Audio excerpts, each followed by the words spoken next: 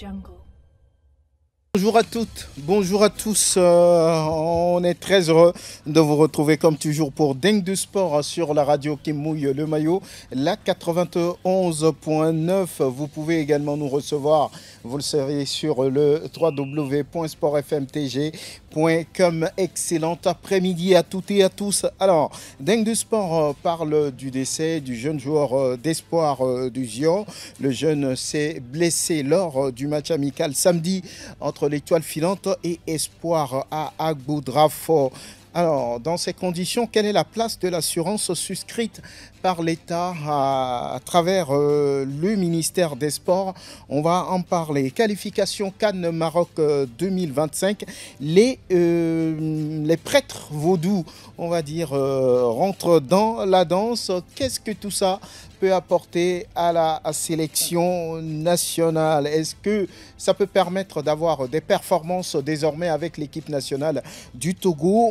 On va analyser. Et les éperviers du Togo qui ont rallié Annaba depuis mardi soir. Les derniers réglages sont en cours en vue d'affronter ce jeudi à 19h temps universel les Fennecs d'Algérie au stade du 19 mai. Les tickets sont en train d'être achetés là-bas comme de petits pains. Ça va être à guichet fermé. Merci de nous faire confiance. On va en parler, vous auditeurs également, vous allez pouvoir, lorsque le coup d'envoi sera donné, lorsque le top départ sera donné, vous allez pouvoir intervenir pour parler de ce match entre le Togo et l'Algérie. Ici, nous avons en studio Jacques Pekemsi, que vous connaissez parfaitement, Prosper Agbouklou également, qui est là. Merci de nous faire confiance. Sœur Fonelhomme dirige la vidéo et Théo Ajavon est à la mise en onde. Bonne arrivée. Et merci de choisir Sport FM, la radio qui mouille le maillot, la 91.9. On est ensemble pour, on va dire, 55 minutes. Et le sujet du jour, c'est bien ce match qui arrive entre le Togo et l'Algérie, ou entre l'Algérie et le Togo, demain au stade du 19 mai 1956, là-bas à Annaba. Voilà, Jacques Pekemsi, bonjour, bonne arrivée. Bonjour à vous, bonjour à toutes et à tous, merci pour l'invitation. Tout va bien? Oui, on rend grâce, ça va. Prosper Agbouklou, merci d'être en studio. Merci pour l'invitation et un plaisir d'être ensemble. Très bien. Alors, on va parler d'abord nécrologie avec le décès de ce jeune joueur. Oui, c'était après le match amical entre l'Étoile filante et puis, on va dire, Espoir du Zio à Agboudrafo samedi dernier. On a vu les images, il n'y avait pas de choc violent, mais après, le jeune, voilà, il semble qu'il a eu voilà, une hémorragie interne et puis après, malheureusement, il est parti de l'autre côté. Oui, Jacques Pekemsi, avez-vous cette information? Comment peut-on comprendre ça? Si on regarde les images, il n'y a rien de violent, il n'y a pas de coup porté au joueur, mais quand il est tombé en même temps, il a pris le ventre entre ses deux mains, l'abdomen entre ses deux mains. Oui, c'est clair que c'est un coup. Bon, nous tous on a vu la vidéo, hein, il n'y avait pas de violence sur l'action, mais comme on le dit, c'est l'organisme. L'organisme, ça dépend de déjà la chute et également du coup qu'il a reçu et à quel niveau. Parce que effectivement, pour ceux qui ont regardé cette vidéo, je pense qu'ils doivent se rendre à l'évidence que normalement, on s'est dit, bon, ça c'est des coups habituels qu'on reçoit au cours d'un match de football. Et, mais moi, je m'interroge beaucoup parce que oui, il y a eu cette vidéo ou cette scène où on estime qu'il n'y a pas eu vraiment de coups violents. Mais après, le joueur, il se plaignait de maux de ventre et tout cela. Qu'est-ce qui a été fait jusqu'à ce que ça ne dégénère? Parce que finalement, quand on lit un peu la première sortie de Espoir de Zio, qui élucide un peu, qui relate un peu la situation, elle parle déjà du statut du joueur qui est à l'essai et donc n'a pas encore signé officiellement de contrat avec le club. Mais il joue pour eux. Il joue pour eux, des match tests à l'essai pour pouvoir peut-être être validé après. Mais quoi qu'il en soit, c'est leur joueur. On ne pourra pas dire que ce n'est pas leur joueur. Maintenant, après, moi, je m'interroge sur l'après-match, la fin de ce match et tout le trajet qu'il y a eu entre, je pense... Samedi, le match a été disputé samedi. Oui, samedi, Tchévier et tout ce parcours-là jusqu'à dimanche. Je m'interroge sur le fait d'avoir... Est-ce qu'ils ont sérieusement pris soin du joueur? Est-ce qu'ils se sont préoccupés des plaintes du joueur? Ou bien on s'est dit, bon, c'est un coup habituel, bon, ça va passer. Surtout quand on dit tu as mal au ventre, on dit ça va aller.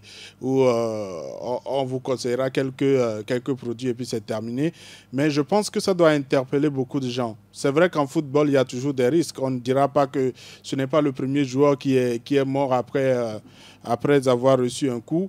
Mais il faut qu'on puisse aujourd'hui s'interroger sur comment on prend soin de nos joueurs quand ils sont victimes de blessures, quand ils sont malades ou quand ils sont dans des situations difficiles. Parce que le récit d'après également m'interroge sur le fait qu'on nous dise qu'il y a eu des ordonnances et qu'il n'y a pas eu de présence de médicaments à temps et tout cela. Je pense que réellement, si le club s'était pris à temps, s'ils avaient pris la mesure de la gravité de la chose, je pense qu'on pouvait sauver ce jeune joueur. C'est pour ça. Voilà, ça a traîné un tout petit peu, voulez-vous dire? Oui, il y a eu une lenteur qui ne s'explique pas jusqu'à ce que nous puissions lire sur les réseaux sociaux des appels à l'aide. Je pense qu'on est arrivé à un niveau où, franchement, on ne devrait pas y être. Et donc, il faut que les premiers responsables de nos clubs puissent vraiment réagir à temps pour éviter ces situations. Oui, Prosper, comment avez-vous compris ça? Lenteur ou parce que d'autres sources disent c'est au moment où le joueur était en train d'être transporté au bloc qu'il a succombé? Bon, avant toute chose, je tiens à présenter les condoléances d'abord à la famille biologique du jeune Kodegui. Il est d'Agolové, et également au club et à la famille sportive. Je crois que c'est des incidents. On va peut-être attendre les enquêtes. Il faut aussi autour de ces questions-là poser un certain nombre d'actions pour pouvoir élucider réellement les causes de cette mort. Peut-être qu'on serait pris à temps, ça n'arrivera pas, ou que ça peut arriver, ou c'est un coup de sort, on se rappelle de ces joueurs qui sont souvent malades. Je me rappelle d'un certain Samuel Okwarachi du Nigeria qui avait reçu un coup.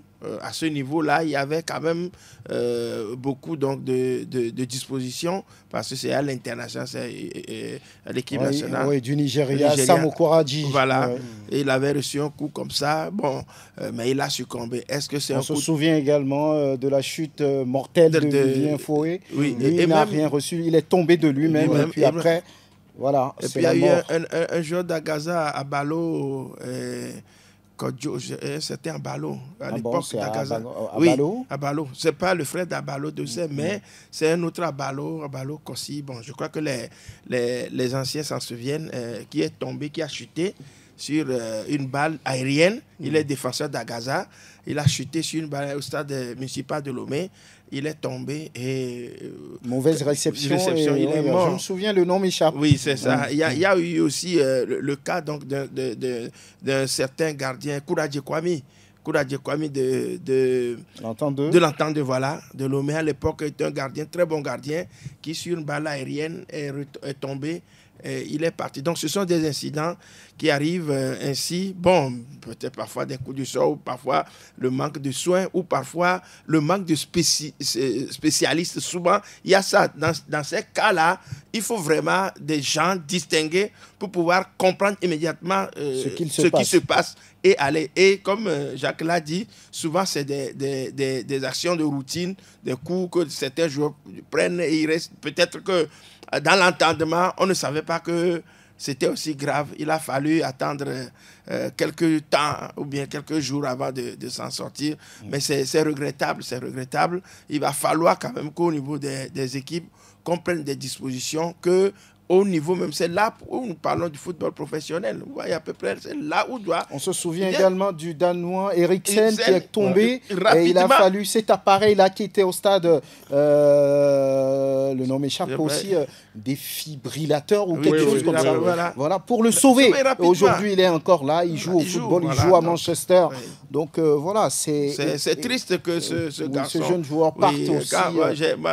Dans les informations, on a appris qu'il est un fils unique même de sa mère et son rêve, c'est de devenir un footballeur pour aider la famille, sa mère surtout. Et voilà que le mauvais sort est arrivé. Bon, on ne peut que l'accepter maintenant, prendre conscience du fait et savoir réellement quand. Ça doit être quand même, comme on appelle, une piste pour toutes les équipes. Quand un joueur tombe et qu'il est blessé, qu'on en prenne soin, qu'on prenne toutes les dispositions tout de suite pour savoir ce qu'il a. Si le joueur continue de se tordre dans la douleur, voilà, tout ça, il ne faut pas hésiter. Parce qu'il semble que autour du joueur, il y a eu une certaine lenteur, comme le dit Jacques. On a parlé de période d'essai. Donc là-dessus... Oui, mais c'est quand même un humain. Il est en essai, d'accord. Mais ça ne veut pas dire que quand il tombe ou bien quand il souffre, on va le laisser. Donc, alors, il a été détecté même lors du tournoi à Izan. Ouais, à peu près, il a joué pour l'équipe. Donc, c'est là où les dirigeants de l'Espoir l'ont... Il semble qu'il fait partie des joueurs à retenir, d'ailleurs. Et à l'arrivée, on parle d'hémorragie interne. Ça ne pardonne pas. Ça ne pardonne pas si on ne réagit pas vite. Donc, ça doit servir de leçon, Jacques, au moment où on pense à recommencer la nouvelle saison bientôt. Ça doit servir de leçon. Je pense que Prosper fait bien de parler de professionnalisation parce que... à l'époque, quand la fédération listait les conditions de participation à un championnat professionnel, il y avait cette liste où on doit avoir à disposition un certain nombre de postes. Et on a vu le secteur de la santé, il y avait plusieurs postes. Et certains estimaient que c'était de trop, ça prenait peut-être beaucoup de charges, mais en réalité...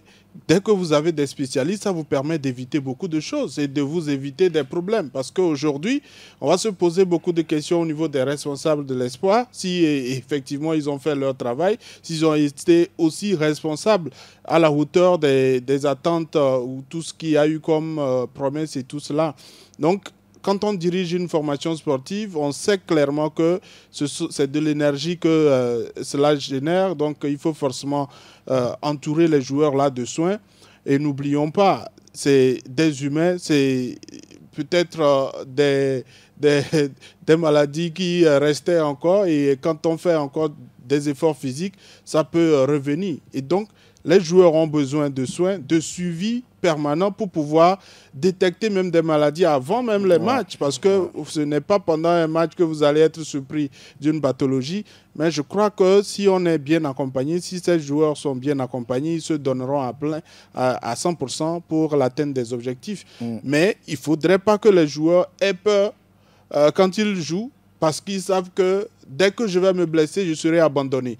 Il y a eu des situations où les joueurs sont blessés, ils sont laissés pour compte, ce sont eux-mêmes qui se gèrent ou c'est la famille qui s'occupe de leur établissement. Et je pense que c'est ce type de situation-là qui doivent être corrigées, surtout qu'on est à l'approche d'une nouvelle saison.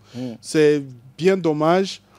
Mais j'espère vraiment que ce soit peut-être la dernière nouvelle de l'année ou de ces 5 prochaines années. Parce que franchement, c'est un gâchis. Quand moi j'écoute les proches de ce jeune, surtout ses ambitions et sa qualité déjà, c'est bien dommage. Moi, je ne l'ai pas connu, mais pour ce que j'ai écouté, c'est quelqu'un qui est très ambitieux. Et donc, c'est bien dommage qu'il soit aussi parti. J'espère vraiment que tous nos dirigeants, quand ils vont décider de prendre les rênes des formations sportives, qui vont se munir de tous les arguments pour éviter ces situations-là. Beaucoup de courage à la famille en pleurs, famille biologique surtout, et puis à la famille sportive du Togo, à la famille sportive, on va dire, du ZIO, qui perd un jeune talentueux comme ça et qui avait beaucoup d'ambition, comme on le dit, malheureusement qui est parti trop tôt. On va dire courage également à l'Étoile Filante parce que c'est contre eux que le joueur joue et qui perd la vie. Beaucoup de courage à l'Étoile Filante aussi et au président de cette équipe qui va jouer un autre match amical contre les U20 du Togo, qui prépare un tournoi qui arrive bientôt à Lomé à partir du 17. Alors, dans ces conditions, quel rôle peut jouer, on va dire, cette police d'assurance à laquelle a souscrit dernièrement l'État togolais à travers le ministère des Sports. On parle des fédérations sportives, on parle des clubs affiliés, on parle des athlètes, mais qu'est-ce que cette assurance peut faire dans ce cas-là? Non, vous savez, l'assurance, c'est pour la prise en charge en cas de maladie, de dommages, d'accidents et autres là. Maintenant, il faut se souscrire à cela parce que l'État a comme on appelle, proposé un quota sur lequel les fonctionnaires et tous ceux qui sont même dans les métiers qu'on appelle informels, tout cela doivent souscrire à cela. Maintenant, est-ce qu'au niveau des clubs, ça c'est déjà fait? Parce qu'on ne peut pas bénéficier de ce produit sans souscription. Maintenant, dans quelle marche tout cela est programmé, comment, quand et dans quelles circonstances la personne peut être prise en charge, tout cela, ça reste un peu dans le flou. C'est vrai, la dernière fois, il y a des cartes qui sont déjà émises et les bénéficiaires sont partis. Certains l'ont déjà cherché, l'ont déjà et en profité. Mais est-ce qu'au niveau de ces structures, des associations, ça a été déjà effectif? La question reste là. Maintenant, il revient quand même aux autorités de pouvoir, comment on appelle, planifier, à mon avis, l'adhésion et la souscription de ces entités-là également. On sait qu'un joueur, par exemple, comme dans ce cas, il n'est pas opérationnel, il n'est pas fonctionnaire, peut-être qu'il ne gagne pas assez. Comment est-ce qu'il faut le faire pour pouvoir les intégrer? Je crois quand même que toutes ces questions-là restent d'actualité et ça revient aussi à l'Assemblée nationale de pouvoir redresser la barre. On doit créer une commission qui doit étudier ces cas-là pour que tous les Togolais, qu'il n'y ait pas d'exclusion, afin que tout le monde puisse bénéficier. Bon, maintenant, je crois que si tel était le cas, maintenant là, à la blessure de ce joueur, peut-être que le club devrait peut-être l'amener si on savait faire déceler rapidement le mal dont il souffrait. On devrait peut-être l'amener dans un centre de soins plus aguerri pour pouvoir le suivre. Bon, tout ça là reste encore des questionnements. Oui, Jacques Pekemsi, oui. Quel rôle doit jouer cette assurance-là? Déjà, quand l'État souscrit à cette police d'assurance, c'est que ça protège toutes les fédérations, les athlètes, les joueurs, les clubs affiliés. C'est ça, non? Oui, c'est cela. Ça permet quand même d'avoir une assurance sur certaines imprévus, certaines situations difficiles. Et pour moi dès que j'ai appris la nouvelle, je disais c'est déjà un pas. C'est important parce que on ne sait pas, les accidents, on ne les prévoit pas, les maladies ou les blessures, on ne les prévoit pas. Et j'évoquais le cas de certains joueurs, quand ils se blessent, ils sont laissés pour compte. Parfois, peut-être parce que le club estime qu'il n'a pas autant de moyens, mais quand vous avez au moins une police d'assurance, ça vous permet de vous alléger sur certaines charges. Maintenant, entre l'annonce de cette assurance et cette situation d'il y a quelques jours, je pense que le timing même est trop proche et je ne suis pas sûr que Espoir... C'est déjà opérationnel, déjà, cette assurance-là? Quand on l'annonce, est-ce que ce n'est pas déjà opérationnel? C'est une invitation, je pense, lancée aux fédérations de pouvoir maintenant souscrire et d'appeler également leurs associations à pouvoir intégrer. Maintenant, est-ce que, par exemple, Espoir a déjà souscrit à cette assurance? Est-ce que la fédération a fait tout le travail nécessaire? J'ai beaucoup d'interrogations. Je ne suis pas sûr qu'il y a cette effectivité-là sur tous les clubs, surtout qui participent à notre première et deuxième division. Maintenant, comme on le dit, peut-être à l'avenir, ce sera une bonne solution pour ce type de ce type de situation. Mais malheureusement, je ne suis pas sûr que dans ce cas-là, il y aura quelque chose qui pourra être prévu. Malheureusement, encore une fois, courage à la famille en pleurs, courage à la famille sportive du Togo. Et encore une fois, que cette âme repose en paix. Voilà, le football togolais, tout le monde le sait, point besoin de le dire, est en difficulté depuis voilà, des mois, depuis plusieurs années déjà. L'équipe nationale n'est plus performante et les prêtres vaudous qui rentrent dans la danse. Mais pourquoi faire, Jacques ? Je ne sais pas. Moi, j'ai toujours dit qu'on est en retard sur beaucoup de choses. Ils étaient à Michintove pour peut-être désenvoûter la sélection, c'est ça? C'est l'expression qui a été utilisée et c'est ce qu'on a vu, puisque moi, je n'étais pas autant informé. C'est le compte-rendu que j'ai eu. Et donc, puisque dans l'opinion, il y a beaucoup qui estiment qu'il y a des forces surnaturelles ou spirituelles qui empêcheraient les réussites de notre sélection. Et donc, ils essayent de mettre les arguments en leur faveur pour éviter tout cela. Mais si vous voulez mon avis sur tout cela, je pense qu'on est en Afrique et beaucoup y croient. Mais depuis que j'évolue dans le football et je l'analyse, j'ai appris quand même que quand on permet à un tout petit de pouvoir bien se former, d'être bien outillé, de grandir, d'aller très loin, il se permet quand même de pouvoir briller dans la discipline où il a appris et il a été accompagné.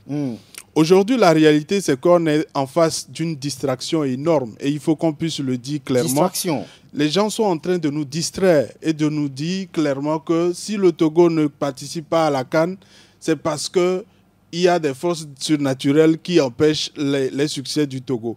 Les gens sont en train de nous dire que tout ça, c'est parce qu'il y a un vieux derrière ou bien il y a des choses qui ont été faites. Oui, peut-être à 5%, ça peut être possible. C'est pour ça que j'ai dit que ce qu'ils font, si ça peut marcher, peut-être c'est à 5%.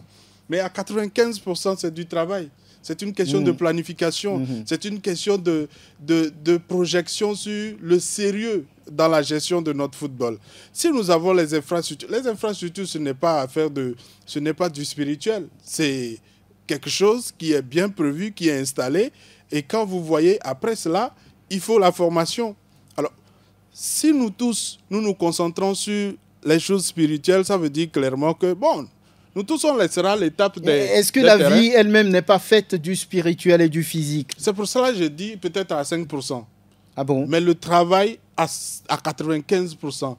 Menez-vous de vrais arguments pour pouvoir être accompagné spirituellement. C'est ce que moi j'estime. Et j'estime aujourd'hui que si le Togo avait la capacité d'avoir des joueurs en Ligue 1, en Première Ligue ou en Série A, on aurait beaucoup plus de résultats. Je suis sûr que beaucoup doivent être d'accord par rapport à cet aspect-là. Très bien. Pourquoi est-ce qu'on n'a pas aujourd'hui des joueurs dans ces grands championnats?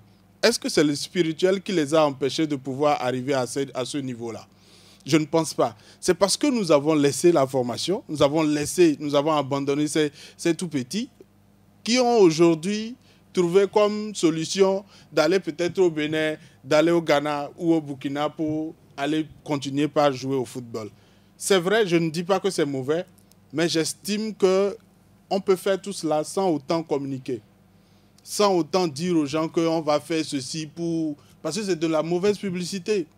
La bonne publicité, c'est d'annoncer l'installation d'un stade. C'est d'annoncer l'arrivée d'un expert en formation des formateurs. C'est d'annoncer peut-être un stage de préparation pour des tout-petits et tout cela. C'est la meilleure publicité. Et non de nous annoncer... dire que les prêtres vaudous font des choses, il faut se taire là-dessus. Est-ce qu'habituellement, et le faire dans les coulisses? Est-ce qu'habituellement, ils ne font pas? Est-ce que c'est la première fois que les gens préparent spirituellement les matchs du Togo? Très bien. Oui, Prosper, vous, oui, et ça peut changer quelque chose, non? Bon, moi je vais... Puisqu'on pense toujours qu'il y a des forces surnaturelles derrière les contre-performances des éperviers. Oui, vous savez, souvent même, quand on revient au mystère même qui entoure la vie, souvent quand quelqu'un tombe malade, il y a des maladies où vous allez, on amène le malade à l'hôpital. Je voudrais l'expliquer terre à terre. et que les médecins disent oui, on va faire ce qui est en chair, mais aller chercher ce qui est dans le spirituel. Je crois que c'est dans cette intention que moi je comprends la situation. Je ne pense pas que ces prêtres-là pensent avoir la solution scientifique même du football. Mais ils se disent que si ça ne marche pas dans le corps, c'est dire qu'ils vont faire une guérison spirituelle pour voir si il y a quelque chose qui empêche. Vous savez, le football togolais spirituellement est malade. Voilà, ils pensent qu'il y a eu des choses. Il y a eu des choses, parce que quand vous prenez par exemple le truc de Lungi, il y a eu... oui, Lungi, Kabinda, il y a eu même cet accident malheureux mortel de l'étoile filante. Il y a eu d'autres qui... Donc ils se sont dit, bon, avec tout ce qui se passe, les propos de Body, les mécontentements qui sont arrivés, et certains pensent même qu'avant de se qualifier pour la Coupe du Monde 2006, il y a eu des, comment on appelle, des non-dits. Il y a eu des trucs que nous avons entendus qui, franchement...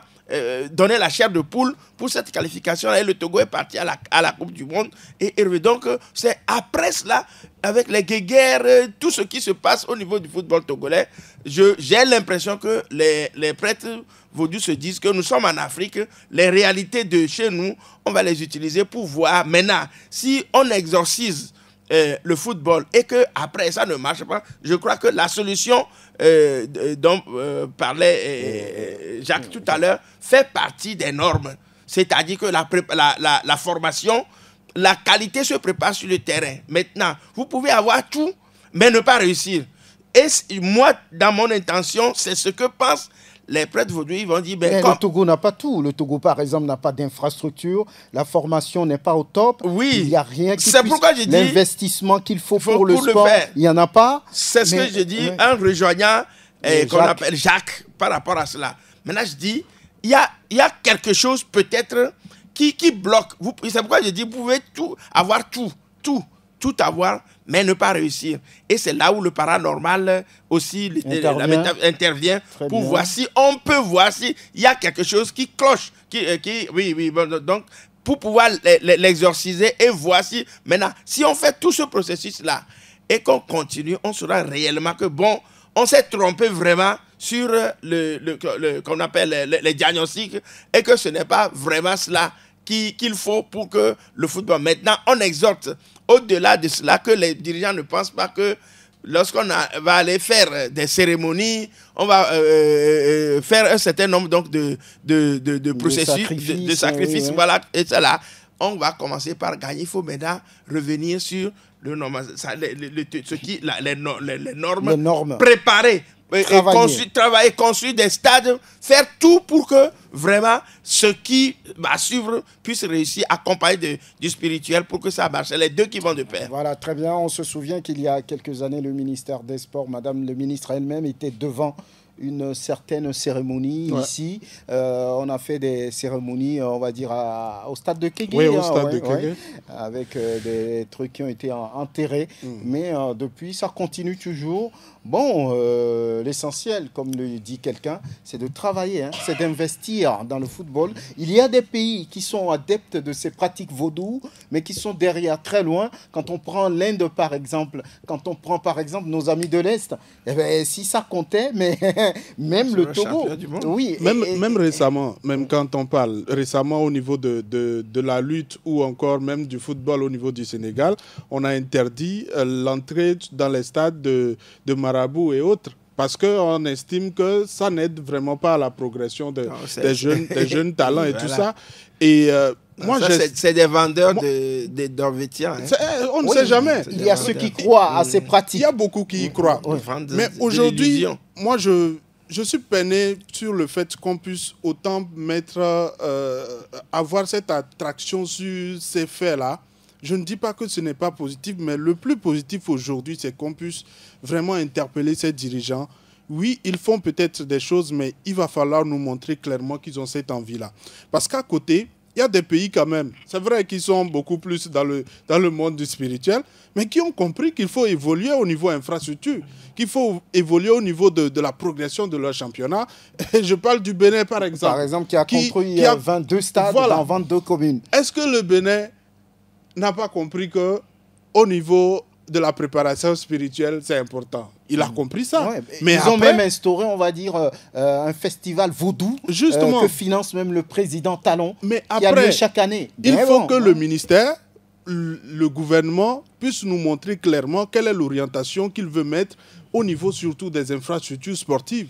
Parce que nous tous, on sait que l'idée de nos dirigeants, c'est de permettre de faire du sport un vecteur du développement. C'est une phrase qui a été beaucoup utilisée ces dernières années, mais il va falloir qu'on puisse, au niveau de la pratique, nous montrer cela, parce que oui, il y a cette volonté, mais dans la pratique, quelle est cette projection? Dans 5 ans, le Togo veut construire combien de stades? Chaque jour, on fait ce débat, mais il ne faudrait pas qu'on se lasse de cela. Très bien. On puisse continuer par les interpeller et que la fédération également puisse nous montrer clairement la voie. Est-ce qu'eux aussi, ils sont inquiets par rapport à la non-productivité des talents au niveau du Togo? Qu'est-ce qu'ils font réellement dans la pratique pour former les formateurs? Qu'est-ce qu'ils font dans la pratique pour faire éclore nos jeunes talents qui peinent? Moi, j'ai très mal, surtout dans les périodes de mercato, qu'on ne voit pas de joueurs togolais. Et les rares Togolais qui réussissent, vous savez ce qui se passe? C'est que sur le marché, dès qu'ils sont confrontés à un talent ghanéen, à un talent ivoirien, c'est terminé.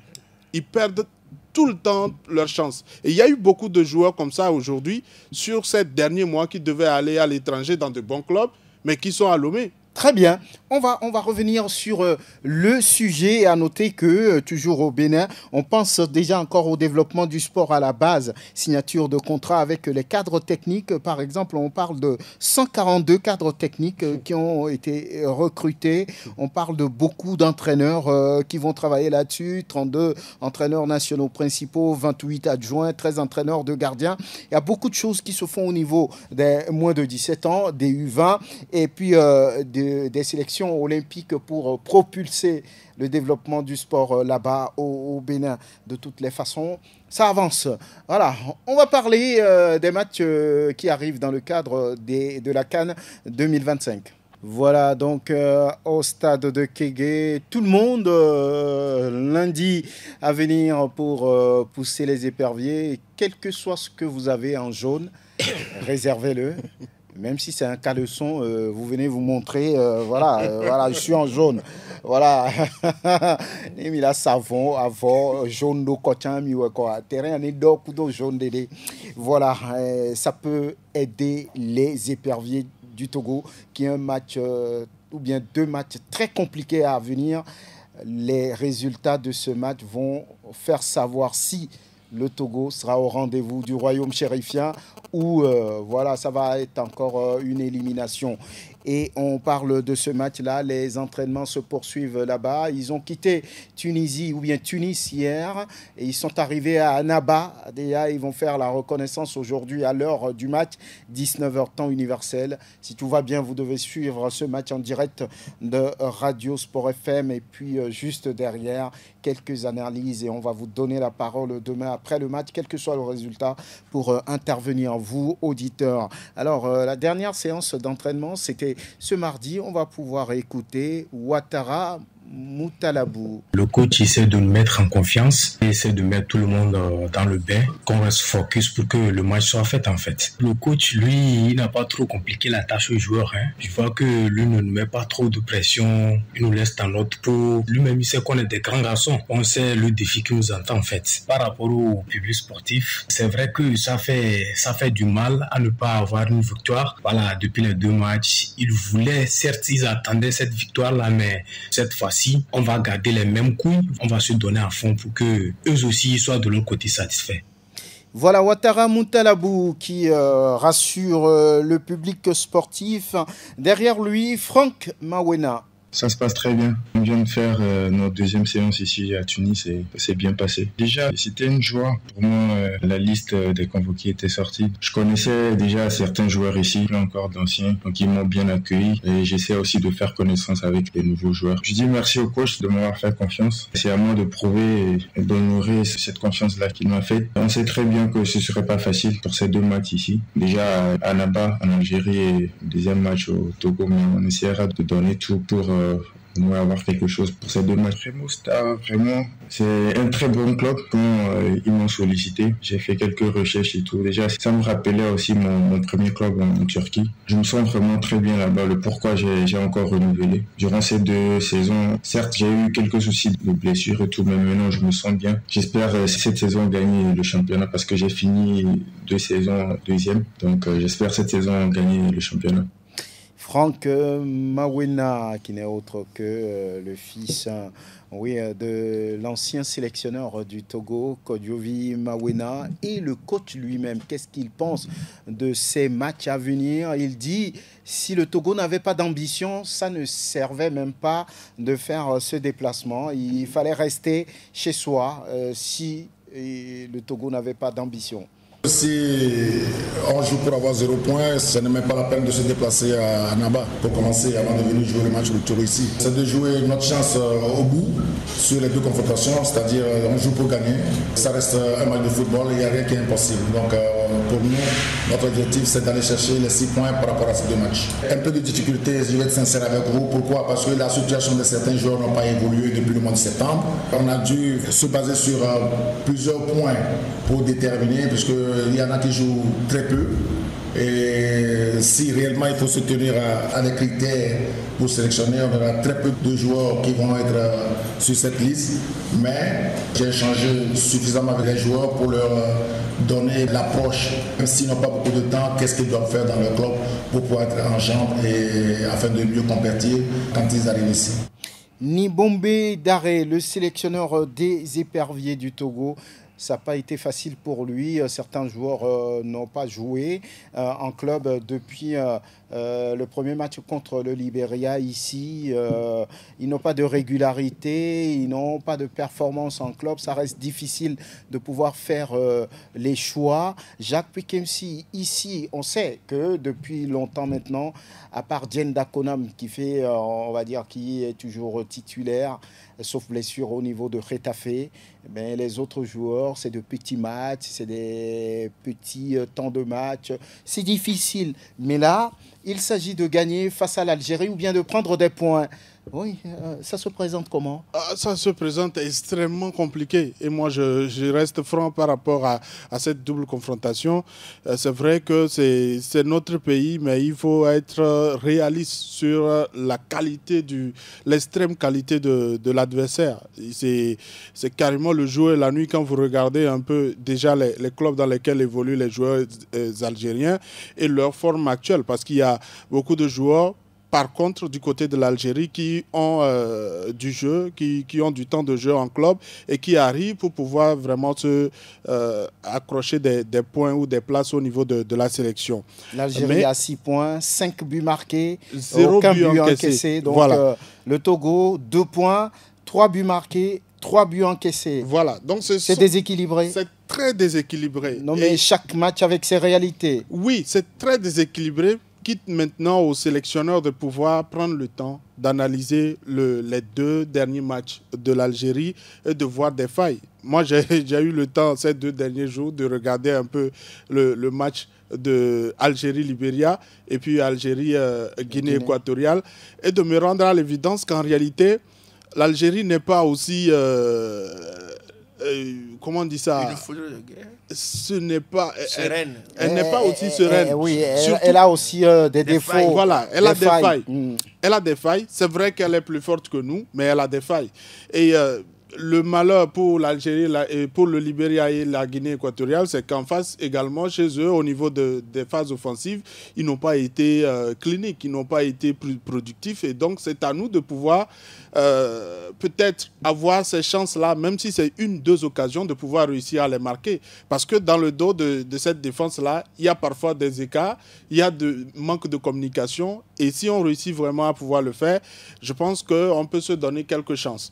Maintenant, je pense que l'Algérie mise beaucoup plus sur les jeux sur les côtés, avec une rapidité importante. Je pense qu'on a vu beaucoup ce jeu-là, qui n'a vraiment pas changé depuis ces dernières années. Et donc, c'est au sélectionneur de savoir comment savoir bloquer les couloirs. S'il réussit à le faire, il peut titiller cette équipe, tout en sachant que, moi, de mon analyse, il ne devrait pas prendre le risque de mettre une défense à 3. s'il met une défense à 3, ça va nous exposer carrément au niveau des phases défensives. Maintenant, c'est à lui de pouvoir savoir gérer l'animation de jeu pour au moins permettre au Togo de terminer la première mi-temps sans encaisser de but. Parce que l'Algérie, c'est une équipe également qui doute à un certain moment. Quand elle sait qu'elle est un peu plus en difficulté, elle va commencer par reculer et ça nous permettra également de pouvoir essayer de remonter un peu. J'espère que Nibombe pourra vraiment faire cette analyse assez sereine pour pouvoir donner à ce groupe-là, même si ce groupe n'est pas de qualité, de la même manière que l'adversaire. Vous savez, quand vous formez un bloc solide, vous avez cette capacité de contrer des gens de qualité. Donc c'est à lui de se munir de gros arguments pour au moins accrocher un nul et puis venir chercher une victoire ici. Oui, Prosper Agbouklou, faudrait-il un jeu physique contre l'adversaire? On sait que techniquement, ils sont au-dessus de la sélection togolaise. Vladimir Petkovic a dit il y a quelques jours que la sélection togolaise est une sélection courageuse. Il faudra faire preuve de courage face à cette équipe algérienne. Quand ils sont embêtés, mais ils deviennent furieux et puis ils ne se retrouvent pas. Il faut les embêter. Bon, maintenant, il faut avoir les moyens pour embêter. C'est ça le problème. Ils n'ont pas les moyens? Oui, c'est ce que nous ne le disons pas comme ça. Il faut avoir les moyens pour embêter.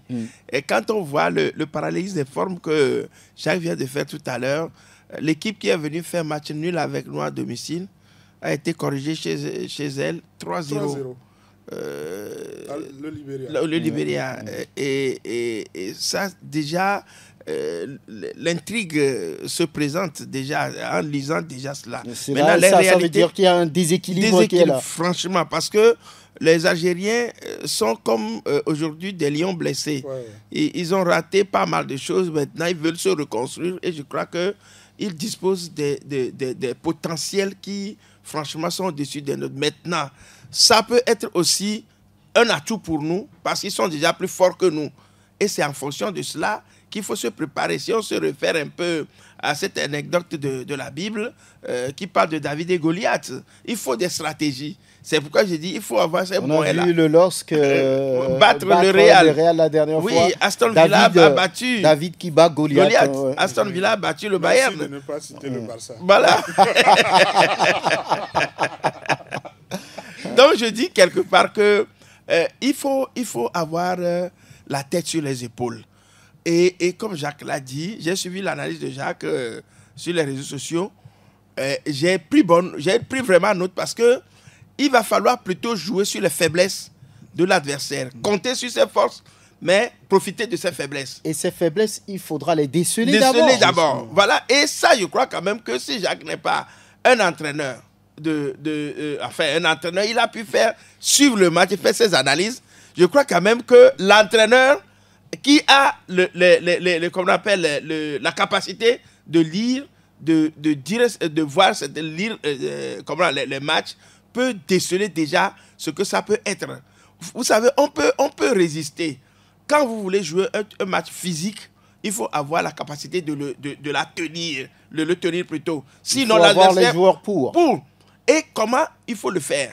Il faut, pour moi, aujourd'hui, mettre en place une structure capable, comme vous venez de le dire, d'embêter cette équipe algérienne. Et le refus de faire le jeu fait partie aussi de la capacité d'embêter l'équipe adverse. Mais on a tendance à croire que nous, on veut, c'est vrai que la FIFA a dit on ne perd pas le temps, on peut donner 4-7 minutes de temps additionnel, mais il faut lire dans les lignes pour savoir comment il faut embêter l'adversaire.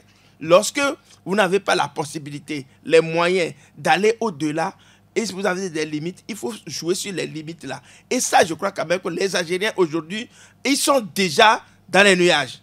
Ils se disent, mais si nous avons fait cette comparaison que nous avons fait tout de suite là, on a battu les deux adversaires avec lesquels le Togo a fait battre. Ça veut dire qu'eux, ils sont dans une zone, nous sommes dans la zone supérieure. Donc déjà, il faut jouer sur ça. Et nos joueurs, le mal, c'est que souvent quand on est mal, ils sont partis hier. Ils sont partis, mais ils se sont localisés en Tunis, avant de partir, qu'on appelle à Annaba. Vous voyez à peu près. Et c'est hier qu'ils sont partis. C'est vrai, l'acclimatation se fait par rapport à ces deux zones-là. Oui, Tunisie, Algérie, c'est presque la même chose. Mais il faut déjà, ceux qu'on appelle, comme on appelle le terme m'échappe un tout petit peu, qui doivent aller déjà sur le terrain. À l'époque de Rock, c'est ce qui se faisait. À l'époque de Rock, d'Ameyi et autres là. Terminé. Oui, on envoie des observateurs sur le terrain pour voir comment est-ce que ces gens-là aussi préparent le terrain. Mais la plupart du temps, on y va, on tombe dans l'inconnu. Et surtout qu'on va jouer la nuit. On va jouer la nuit, le terrain, le stade, ils vont mouiller le terrain.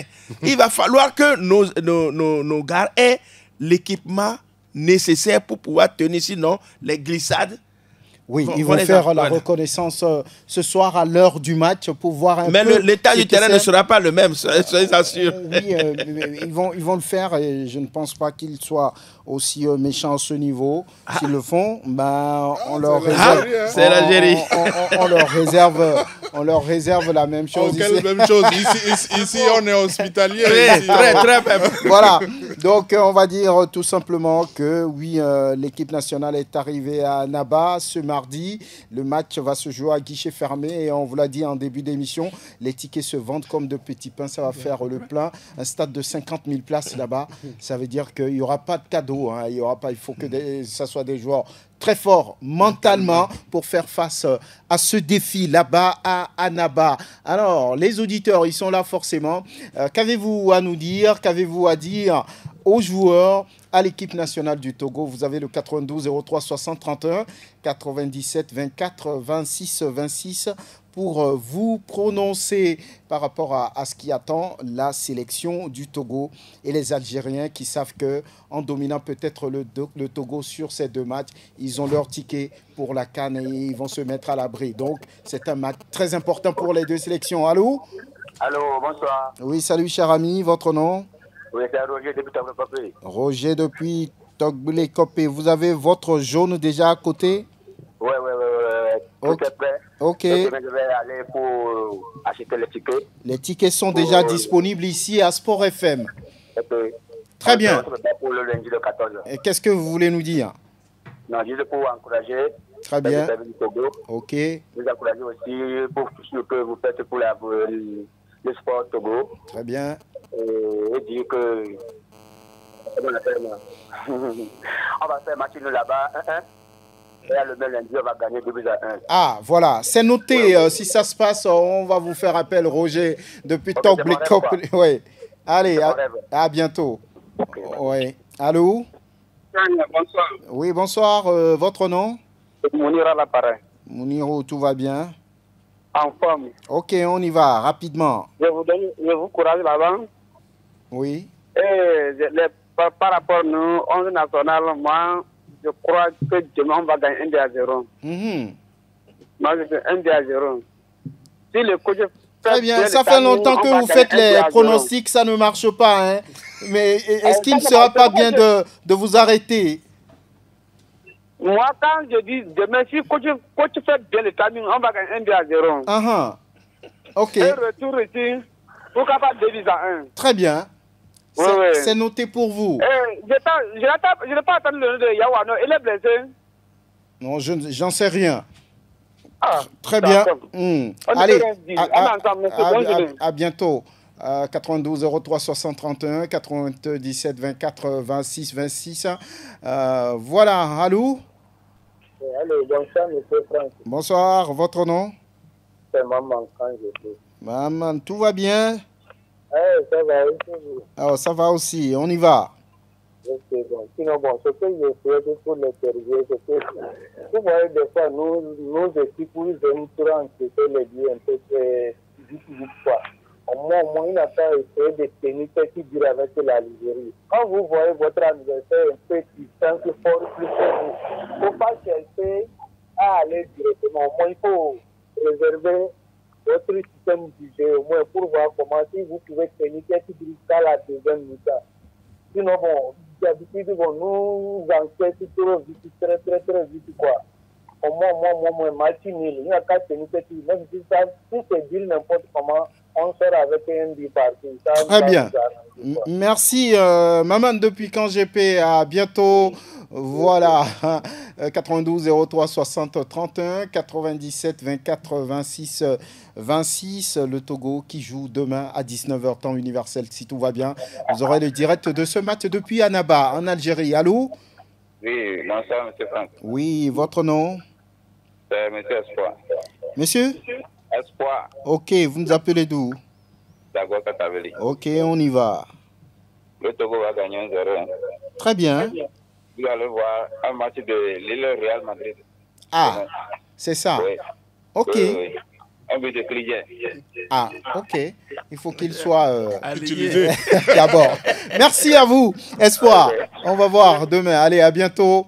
92 03 60 31, 97 24 26 26 pour avoir accès à cette émission. Vous savez, le Togo joue demain contre l'Algérie là-bas à Annaba au stade du 19 mai. Allô? Oui, bonsoir le plateau. Oui, salut, votre nom? C'est Mignon. Oui, vous nous appelez d'où? Mignon de Vadiga. Aujourd'hui, vous ne me reconnaissez plus. Ah, j'ai pas suivi le nom, il n'y a aucun problème. Tout va bien? Bien sûr que tout va bien. Vous avez préparé tout ce qui est jaune à côté de vous là-bas. Il n'y a pas de souci. Même pour si ça. les assiettes, les casseroles sont jaunes, prenez, tenez, et voilà, venez au stade avec. Est-ce que c'est vrai que les pronostics ne marchent pas? Est-ce que c'est vrai que les pronostics ne marchent pas? Oui, c'est vrai ça. Ben, oui, il y Moi, a des- oui. j'ai toujours fait des pronostics qui étaient toujours exacts. Ok, il n'y a pas de problème, allez-y. Le match contre le Congo, quand Paulo Duarte était là, j'ai dit qu'il y aura seulement un but dans le match. Ouais. Ça a été le cas. Très bien. Le match, Alors, allez-y. le match contre le Soudan, j'avais dit qu'il y aura 2 buts. Il y avait eu les 2 buts. Le match contre Libéria, j'avais dit qu'il y aura 2 buts. Il y a eu 2 buts. Contre la Guinée, j'avais dit qu'il y aura 4 buts. Faut Il y a- demander à qui, non? Il n'y a aucun problème, dites-le sur le match qui vient demain. Demain, il y aura 3 buts dans le match, c'est tout. 3 buts. Dans le Mais cas- non, 3 buts, c'est quoi? C'est 3-0, c'est 2-1, c'est quoi? Je dis toujours, je dis qu'il y aura 3 buts. Maintenant, si Mais voulez vous ne savoir- faites pas de pronostic alors? Non, je donne le nombre de buts qu'il y aura dans tous les matchs. Et ça a été toujours exact. Ah bon? Donc les 3-0, c'est pour le Togo. Moi, je n'en sais rien. Vous n'en savez rien.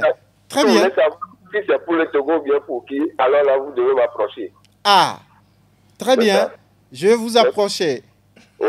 Allez, merci d'avoir appelé. Allez, portez-vous bien.